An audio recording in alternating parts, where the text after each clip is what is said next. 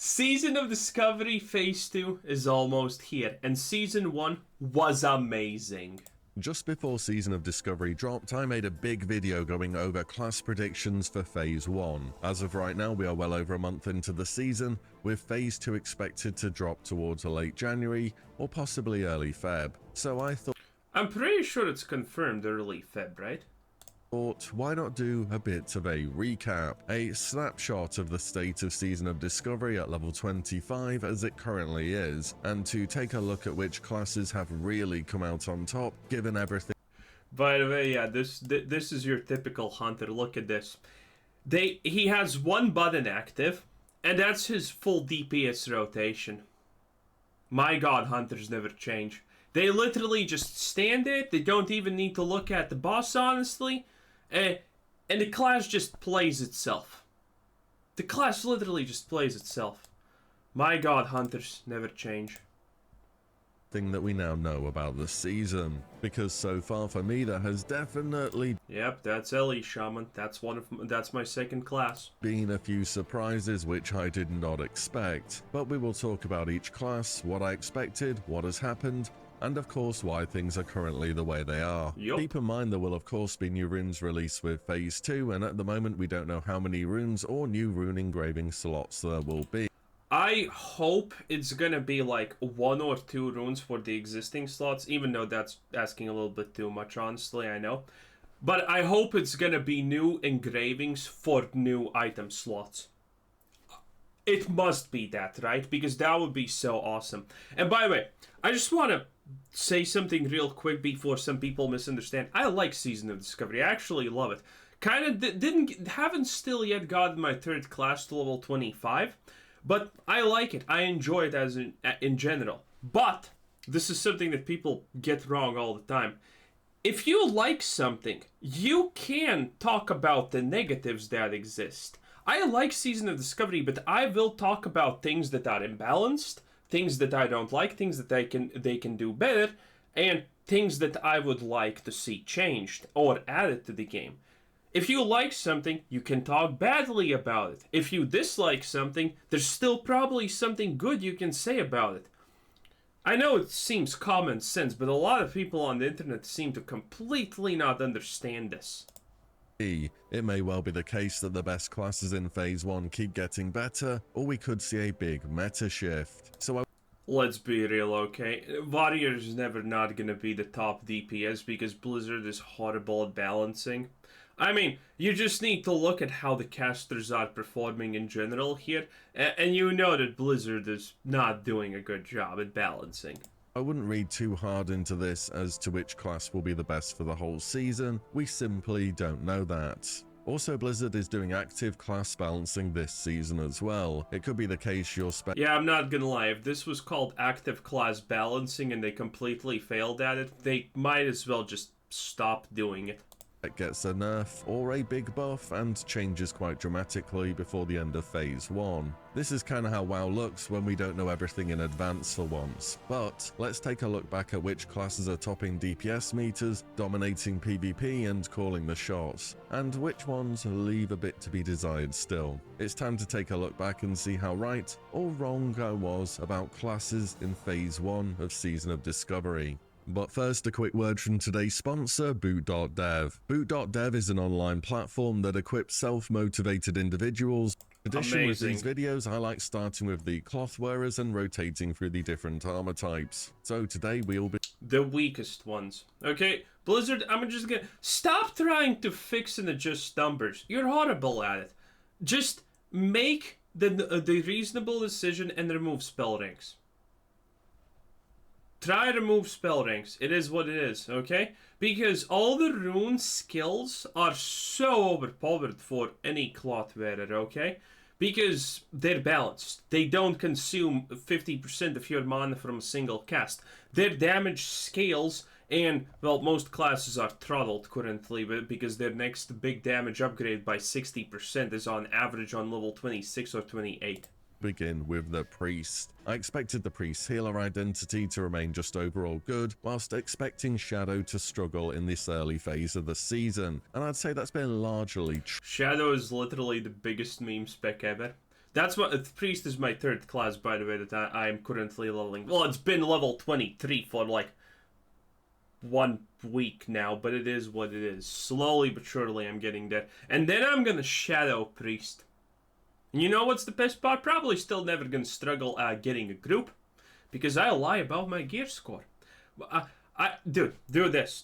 Get into groups pretty easily. 294 gear score, priest, 7 out of 7, BFD, world VB, buffs, XP, 7 out of 7. There you go. People don't... I don't know about America, but people in Europe don't even know what gear score actually is, because a lot of people don't use it. So, I mean, the number sounds high. True. The bit that could use some emphasis though is just really how good priest healers have been in PvP. I don't know if you've tried much Warsong Gulch yet, but I hope no one tried Warsong Gulch. If you're actively PvPing and think it matters on level 25, bruh, I got a bridge to sell you, okay? You're a sweaty tryhard and you're doing it for no reason. I did not grind out a single reputation on a single character. Never even attempted it. Because it's pointless. You're literally wasting your time unless you enjoy PvP. But PvP doesn't mean player versus player in Season of Discovery. What it really means is priest versus priest, and the side with more priests tends to win. As a healer, they are incredibly mana efficient, have the only defensive magical dispel, and thanks to a few undocumented changes from Blizzard's end on damage dealt in battlegrounds, they are just kind of impossible to solo for any class. A Warsong without priests versus 2 or more on your... I mean, it's true. If you're a Claudie and you get penanced, you're full HP from 0, it is what it is. Enemy team is playing such an uphill battle when you want to win. On the PvE side of things, we all thought priests would be great at healing, and hey, what do you know? Turns out they're still pretty good. They have such a well-rounded toolkit of heals that the few extra abilities they got from runes only push them further and make them that much better. One thing that's become noticeable for this class in this season, however, is how powerful the homunculi rune really is. Dude, when I got this, I was like, wait a minute. They don't disappear? Dude, it's so good for leveling. It's so good for everything. This is literally 0 downtime. And this is something like 40 DPS free.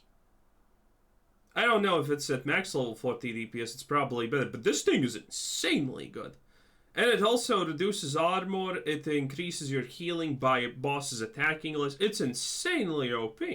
Launch, I was speculating this rune would basically serve as a generic rune to provide tank debuffs, because none of the new tanking specs can apply your typical attack speed slows, sunder, demo shout, and so on. It turns out that's exactly what homunculi does, but it does it far more efficiently than any tank does it as well. In fact, homunculi's sunder armor effect reduces a boss's armor by over 1000 and is applied instantly, if or when they actually... Are you kidding me? It's... when you get it, at that level, it's minus 500 armor to a mob. I'm pretty sure every mob has negative armor at that point. Decide to hit the correct target, and this is better than what a warrior can do if they spend 5 globals on sundering. This will be because the homunculi debuff is scaled to level 25, which means this rune is going to be BIS forever for priests in PvE, whatever your specialization.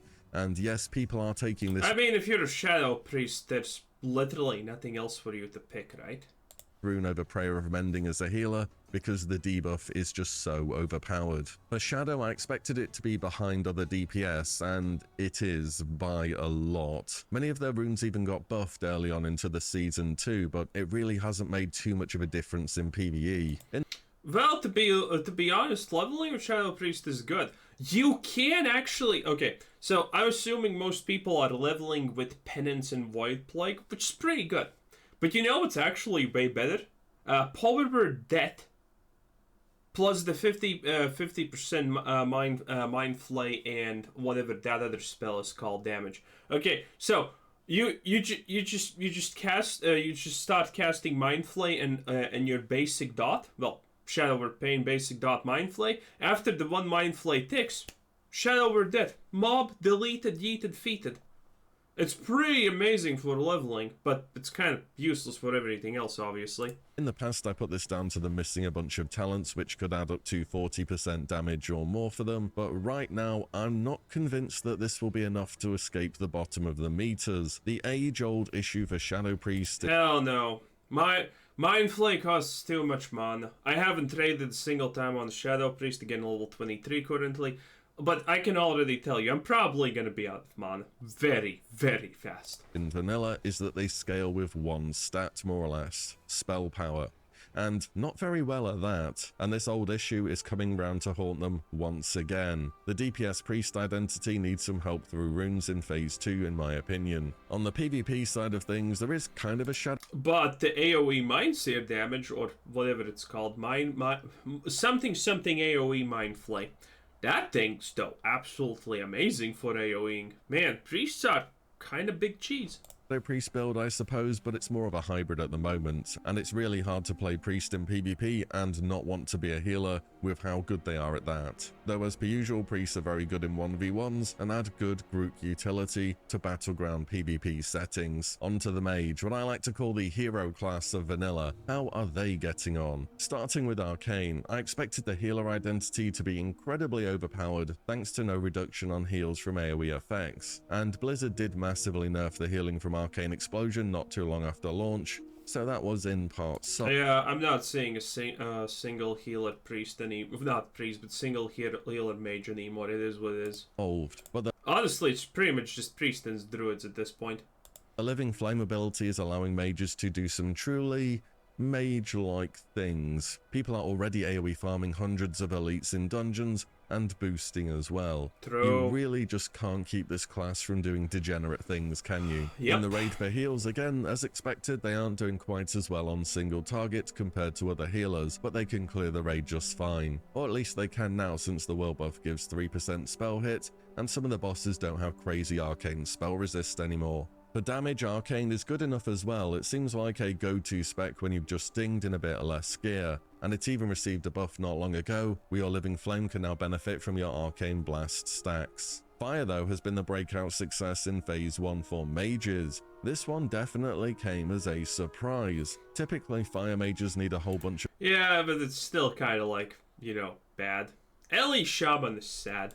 Crit to really start coming online, but thanks to a ton of bonus spell power on gear, the burnout rune, and being able to get ignite early, they're doing better than expected, especially in the raid. Whilst fire will always have higher variance due to needing to crit, with some good RNG it can be well up there on DPS meters. The letdown for the phase, however, has been Frost. It's straight up the worst PvE spec in the game by a...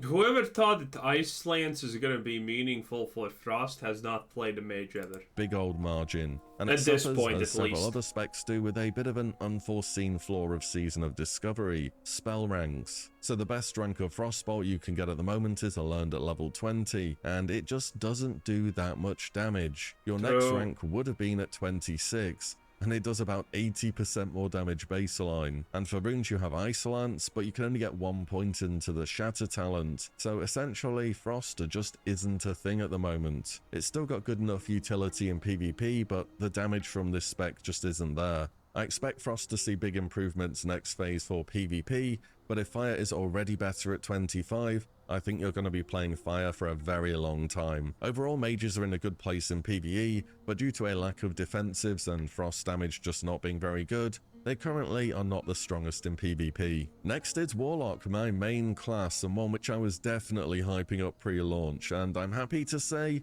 it has not disappointed. Warlock has turned out so far to be a very powerful pick in all areas of content for this phase. Perhaps its weakest identity though is for tanking, and that's mainly just to a lack of AoE threat options. Oh yeah, true. I haven't seen a single not instance tank of a Warlock.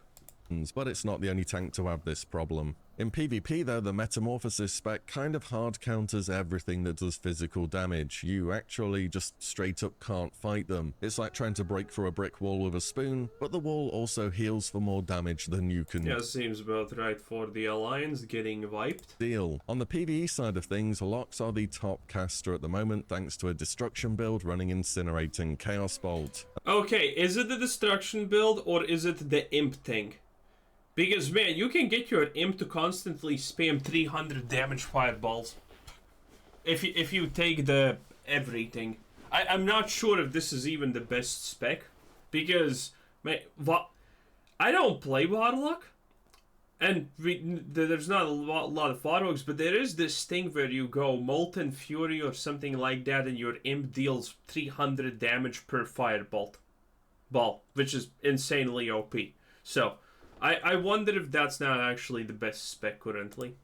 And they stand to get a whole lot of extra bonus fire damage from talents once we hit phase 2 as well. And I'm just saying, Hellfire, despite not being able to crit in vanilla, is going to be dealing some nasty damage, both to enemies and the Warlock themselves. Unfortunately, every spec involving Shadowbolt is bad because we have the same problem Frost Mages do, in that our last rank we learned was at level 20. I really want Shadowbolt Volley to work. Maybe next phase we can give it another go. As for the Affliction-centric builds, they are amazing for leveling, as expected. This class has practically no downtime at all once you have... I mean, Chaos Ball is also exceptionally good for leveling at one-shots mobs. Master Channeler and Haunt, because they just heal for so much you can always life tap your mana back. I've been really happy with the Warlock so far in Season of Discovery, and I hope it remains strong into Phase 2, and that other casters can move up a little bit more to where they're... Yeah, look at how fast that imp is attacking. Also, there's the talent point that decreases imp cast time for, you know, Firebolt. And the fact that it can hit 300? Bruh. Power level is at. Onto the Leather Enjoyers Druid first. I just got done leveling my Druid and was balanced the whole way. Druid is OP. And would you believe it that Balance is now probably one of the strongest levelers in the game. Now that is a big change from vanilla, where the spec was kind of just meme-worthy. Balance can now cast Wrath for free thanks to a rune, picks up Sunfire early, which is just a better version of Moonfire, and most importantly has Star Surge. Star Surge received a 182% damage buff quite early into the season, as well as having its mana cost... Yeah, this thing just one-shots stuff also. ...reduced to practically nothing. Seriously, a Druid on about 5% mana versus a Druid on about 100% mana are at about 90% of their regular power, because Star Surge is absolutely crazy. It's arguably one of the best runes in the game in terms of what it does. A huge single target nuke, it's got a short cooldown, scales amazing with spell power, and costs a tiny amount of mana. You can technically go and get this rune at level 1 as well, though it's probably going to involve a few corpse runs. I went and soloed it at level 10, no problem, and I recommend that you go out of your way to get it too. It completely... Also, by the way, if you're playing Horde, you have probably noticed that a lot of runes are in Alliance-only zones. That is really, really annoying. What are you doing, Blizzard? Why are you putting all of the runes in Alliance zones? Why? So many classes need to go to Alliance zones. Completely changes the class. Star Surge also makes balanced druids a nightmare in PvP, as they can just kite you around in circles and remove about a quarter of your health every 6 seconds with an instant cast spell. So you're probably thinking, damn, this spec's amazing in PvE then too, and no, it's still not really. Yes, Star Surge and Sunfire are great, but outside of that, you're back to casting vanilla spells, and that's not what you want to be doing. Boomies do have a bunch of solid talents to pick. You know what? I don't think I even have seen a balanced druid actually in the raid. I don't think I have honestly seen it even. In phase 2. Everyone wants Wind Fury, obviously. But I think they need a little more than that to really pick themselves up in PvE. Resto druids have been a bit of a surprise so far, you know. I wasn't expecting anything too crazy from Druid. It's the dumbest thing. You just spam one ability and you're done for a healer. It is just brain rot. Healers, but it turns out that wild growth is pretty insane. At least in PvE, that is. You have druids out there beating priests while just pressing this one button throughout a... No, not just pressing this one button. Literally only pressing that one button. Druid healers do not need to do anything else but press this one button in your cheeks. Whole raid, and the rest of your heals are still, not so good to be honest, but this spec is nice to bring in PvE for... Again, this is the same thing over and over and over. This is why I say get rid of talent ranks, because it makes no sense anymore. Every rune that gives an ability that automatically levels up with you is just so superior to a rank ability. It's just not even close, honestly. For sure. For PvP, it's kind of like Priest in that you're a bit of a hybrid, dealing damage and healing as well, and you probably should be just because of how good Star Surge is. Feral seems to be doing just fine too. I will say I don't see too many Feral tanks, but their single target Feral tanks suck. No one plays Feral tank. Even in low-level instances, dungeons, if you see a Feral tank, you're like, oh my god, oh no, please, no, not today. I was having such a good time, and there you see a stupid bear. threat seems to be fine, even though they are lacking on the AoE front. If they get a decent AoE rune next phase, they will start to come online big time though. Yeah, but that's pretty much their only thing. They need an AoE rune. Ferals have also been the only way to get Wind Fury this phase, so it's a good job they're actually— On average, every group is literally spamming in the looking for group channel, looking for Feral, looking for. Okay, Wind Fury is pretty good. Don't get me wrong, but also searching for a Feral Druid for 30 minutes is way longer than just clearing the instance 5 minutes slower. It is what it is. Actually doing well beyond just being used for this rune. I'd say they're doing better in PvE than PvP, but can be strong. This actually has been always my pet peeve about World of Warcraft. There are people who absolutely just don't understand efficiency. They are willing to stand and spam for an hour, 30 minutes, or how God knows how long, that they are looking for the perfect comp to clear Black Phantom that's fast. Bro, you're literally spending an hour spamming non-stop until you get your perfect comp. I could have cleared with a rando group probably the instance already 2 times. So far as I can have played, by the way, only one run of BFD actually failed. And it didn't fail at Ashes to Ashes, by the way, which is amazing. It failed on the Murloc. Yeah. Can you imagine that? I don't know what happened, but both healers died on the Murloc. That was unexpected, yeah, I know. But they somehow magically did. Okay, they died in the hatching phase. I don't know how. I don't know what they did. Did they AFK or whatever? I don't know. And you know what happened? Then they just both go AFK for some reason and abandon the group. They just logged off. No one even said anything bad to them. It's like everyone was just shocked that it happened. And that was the only time that my BFD fell through with a random pug.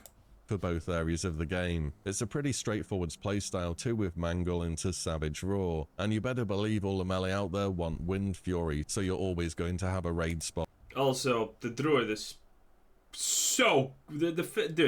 Dude, Cat Form is just so good at DPSing. On top of and leveling. That, you have a bunch to look forwards to next phase with Automatic Crowd Pummeler and Wolf's Head Helm too. Druids have been a big winner of this phase in my opinion. I know we're only a level 25, but typically Druid is either a healer or a flag carrier in vanilla. And now instead of just that, every single one of their identities is doing something cool, so that's something to be happy about. Up next is the Rogue, and it's the first ult I made for Season of Discovery. The reason I wanted to try them out was to see if it's as bad as everyone says they are for leveling. It really wasn't, but I did have gold to buy some greens for them. Yeah, it wasn't bad for leveling at all. It was relatively easy, actually, even.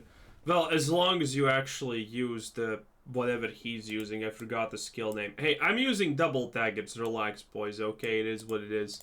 So that's probably why. And the second reason is because rogues were doing far better than expected in terms of DPS. I mean, even in PvP, I thought this class was going to be pretty average. Turns out they're also very good in that area of the game. And this— Okay, I'm not gonna trust this because no one does PvP. No one does PvP seriously. No one has any idea how classes are.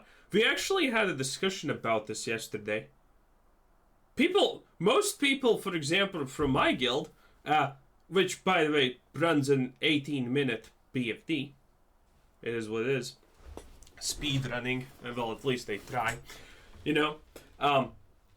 everyone said that Rogue's pretty bad in PvP. No one honestly knows which classes are good in PvP, because let's face it, no one's stupid enough to actually care about PvP in Classic. This is without some of their key abilities such as Cheap Shot, Kidney Shot and Blind. If a rogue gets on top of you and applies crippling poison, it's honestly a hard fight for the majority Between the eyes is literally a ranged kidney stun. Of the classes in the game to win, because rogue just does a lot of damage. In PvE, they're a bit of a damage over time class, strangely enough. Yeah, leveling with Saber Slash is so good, by the way. So good. Off with Saber Slash and Deadly Poison. The Deadly Brew Rune also underwent huge changes pre-launch, which answered every concern I had with rogue poisons. So not only do poisons now scale with your attack power, you essentially have instant poison and deadly poison on both your weapons. By the way, I was playing the Saber Strike for leveling, but now I'm Mutilate. I think the gameplay is better. But again, I would still forsake 30% of my upfront damage for 30% more, energy regeneration. So,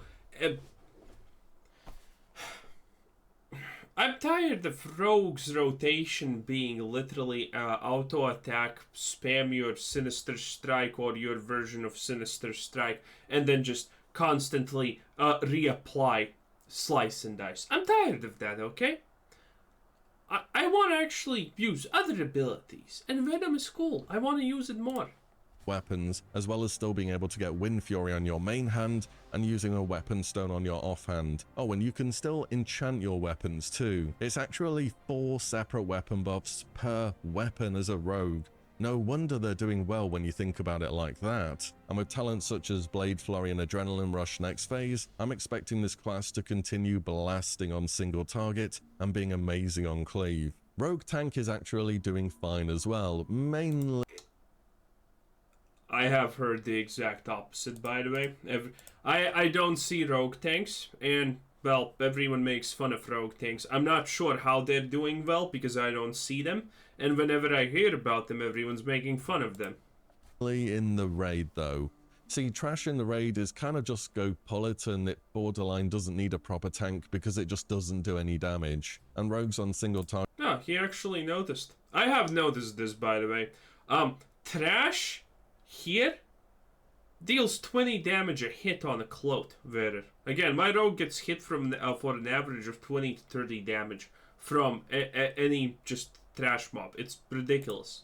Target threat are amazing, so they're well suited to the boss fights in BFD, which are just kind of single target, to be honest. In dungeons though, where you only have one healer and the vast majority of pulls are multiple enemies, they still have the predicted This is not a pull. They fucked up. They got the aggro pull. They went up the stairs when the Worgen was near the ledge. Issues of controlling multiple mobs, especially when your dynamite cooldown isn't up. Rogues overall though exceeded expectations this phase, very solid class. Next up would have been the male wearers, but they're still wearing leather this phase, so we'll carry on like that. But we have the Shaman. Shaman tank has been a huge success story in Season of Discovery so far. Very tanky. Shaman tank is best tank. Without question. Shaman tanks are by far the most S-tier tanks that we currently have. Great single target threat, good AoE threat, and they bring that standard Shaman utility. You can even just pop on the tank rune for PvP and you become really hard for most classes to solo. I do need to play more Horde this season so I can check out the revamped Shami myself firsthand, but so far from what I've seen, having a Shaman tank in your group has only ever been a good thing. Resto has also been doing pretty much what's expected in that it's just doing okay. Expect to power up quite a bit at level 40, by which time you'll have chain heal. Overload is really bullshit, let me just tell you that, okay? Overload is just absolutely bull, honestly. You're flipping a coin every time. Are you gonna deal good on what your cast, or you are gonna deal bad on the cast? And don't forget Overload got buffed to a 50% chance, and it can proc off this spell, so that's gonna be pretty powerful. Enhancement has been the only melee class finding themselves often a bit lower down on the DPS meter. Enhancement is... well, Elemental Shaman is literally considered troll, but Enhancement's kinda trash. One of the big things is you need a tank rune to deal more damage because it puts Earth Shock and Flame Shock on separate cooldowns. But you obviously can't really use the tank rune that makes you into a tank now, can you, if you're DPSing? So your damage rotation is 2 buttons. And it's kind of shit. For leveling, though, it's amazing. Bro, I leveled to 25 with an enchantment shaman. My gear was all intelligence, by the way. Yeah, and my talents were all caster talents, by the way, because I was greedy. I didn't want to respec into elemental later. So, I completely blasted. Lava Lash is amazing for leveling. It is what it is. All my gear was of a caster, and I still easily just could do 2 or 3 mobs of my level without relatively any problems, honestly.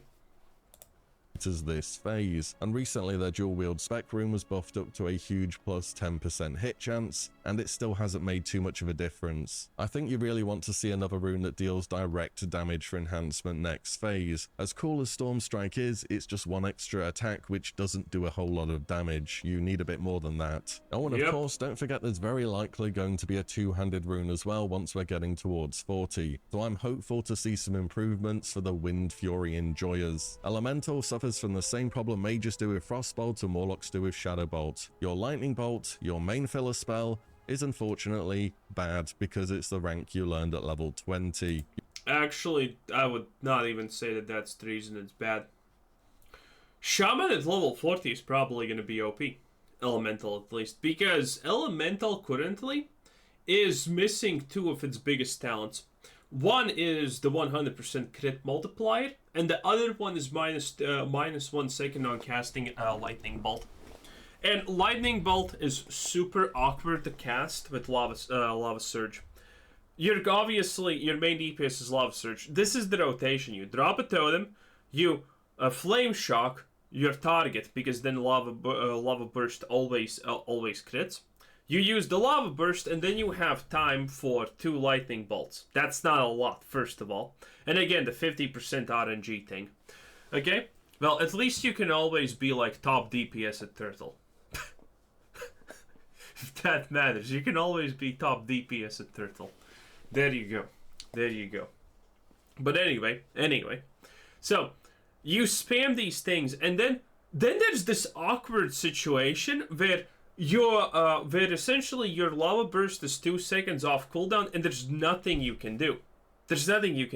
Because losing a Lava Burst is the equivalent of losing like 3 or 4 the equivalent of 3 or 4 casts of Lightning Bolt.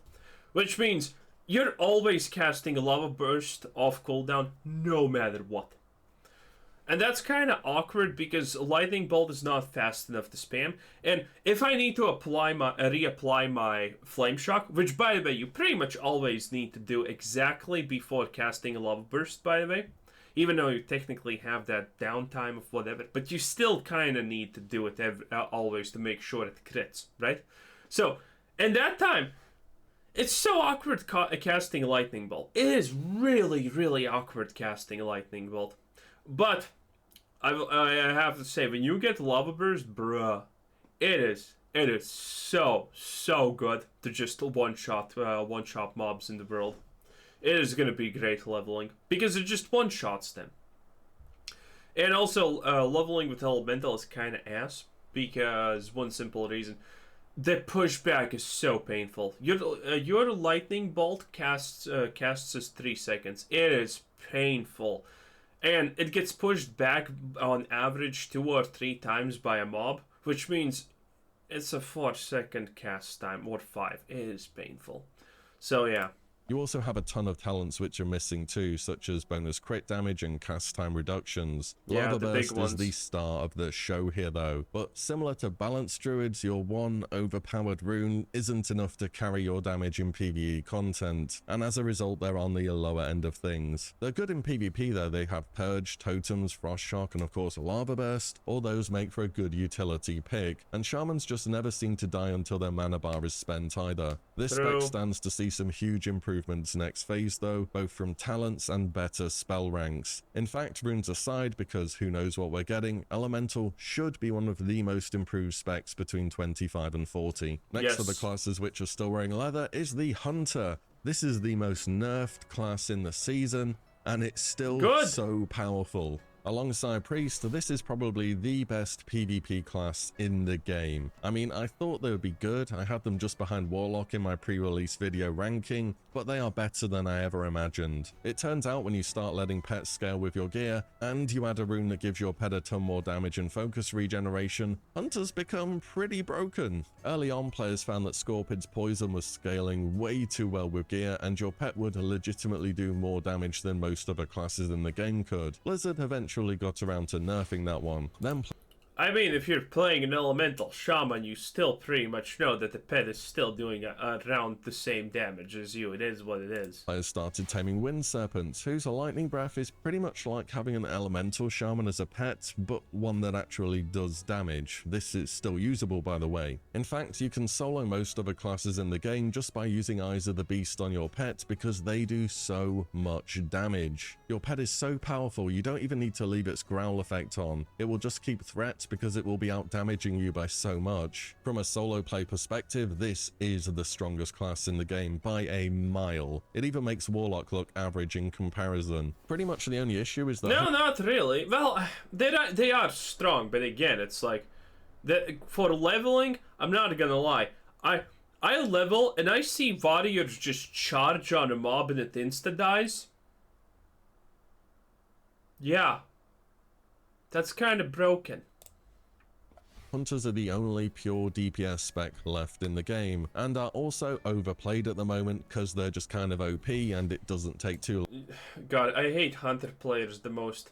You can literally macro your full DPS rotation as a hunter, stand still, and every hunter that I have ever seen in this game, they try to go for a 100% partial, so being a hunter is like the greatest disgrace in the world, in my honest opinion, because you're literally tryharding, sweating so much for a game that's literally hardest boss mechanic is you maybe have to move once in a fight, and then you can AFK stand still and just let your auto shot macro do the rest. It is crazy. Long to get to level 25. Also, the Beast Mastery spec doesn't really add much to your hunter gameplay, and it does feel a lot like vanilla. It's just your pets carrying really hard now. There is also a marksmanship spec that's performing well for hunters too, which leans into you actually pressing some new buttons instead of just sending in your pet to delete what's ever on your screen. I can't wait to see how crazy pets get at level 40 once we get Bestial Wrath. By this level, pets will all have their own sprint type ability too, so they will be completely impossible to get off you in PvP. People are going to get soloed even harder than they already are by wind serpents, or who knows by what else. Gorillas maybe next phase. All in all, hunters are doing great as expected, but Beast Mastery is even outperforming where I thought it would be. Finally, we're on to the mail wearers. Paladin, I would say, has very much met expectations. It was one of my top picks heading into the season, and I believe back then Paladin. every spec would be viable and performing well, and this, I would say, has been true. Though protection isn't quite full-on protection Paladin yet, as two-handed Paladins deserve to be nothing but shit in life forever. tanking is fine for most content. Divine Storm double dips from threat from both its healing and damage, making it incredibly efficient. And Consecration just isn't super worth investing points into the Holy Tree yet. Its mana cost... Consecration is a talent point? I didn't even know that. for what it does isn't too attractive. Avenger's Shield is powerful, but you can just macro swap to a shield, throw it out, and then go back to two-handed blasting. Ret itself has seen some huge improvements to how it was in vanilla and feels far more engaging. Crusader Strike and Divine Storm really have made all of the difference. I will say I've leveled a Ret to 25 myself, and not gonna lie, I was disappointed that you couldn't seal twist between Martyrdom and Command. In PvE, Rets aren't quite keeping up with most melee, and if they could do this, it would be a nice single target damage buff. Then again, I find that people love or hate seal twisting, and you would need a separate pair of gloves to put Divine Storm on for AoE, or just manually swap it outside of combat. In PvP, ret pallies are monsters, and as predicted, can absolutely global you in a hammer of justice. They also bring a ton of utility and should just be getting better and better. I can't wait to see some good old Reckoning Bombs stacking one-shots next phase as well. Holy Pally is doing okay, kind of in a similar place to Resto Shaman. I wasn't expecting them to be too crazy at 25 due to... I mean, let's be completely real. The difference here is so minor, honestly, between healing specs. It honestly makes no difference. Like, healing is a complete non-issue in Season of Discovery.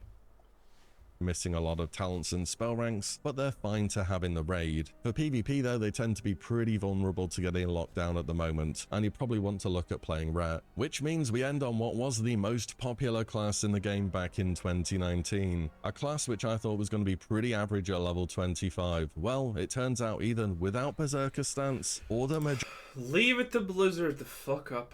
majority of their important talents or abilities, Warrior is still the best DPS in the game. Okay, for real though, the fact Warriors are the best at level 25 proves how unbelievably broken this class really is in this game. Now, to be fair, pre-release, we didn't know how good all the gear from BFD was going to be, and we've seen improvements week to week as the highly gear-dependent Warriors gradually begin to scale up. Also, Blizzard have done... You know what I need to do? I actually need to download an add-on that gives me the BFD loot table.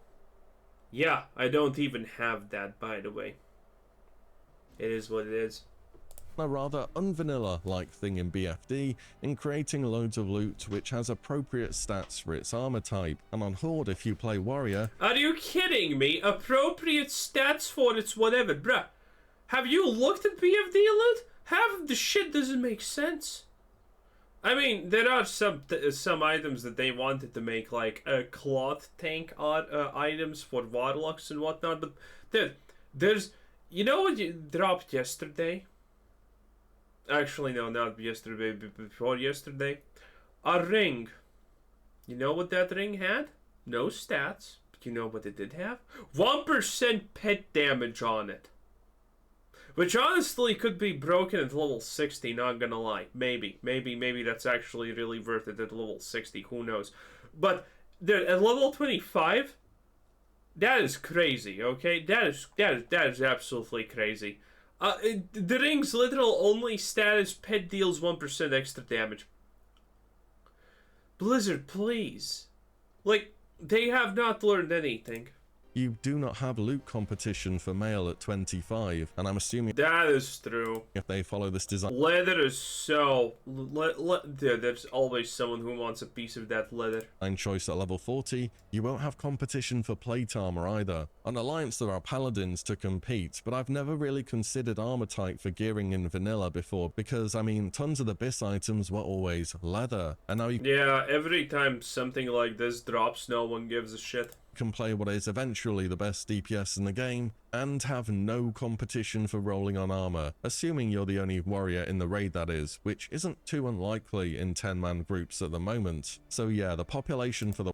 True. Actually, true. I never noticed this, but yeah, you averagely have like 1 or 2 warriors only per group.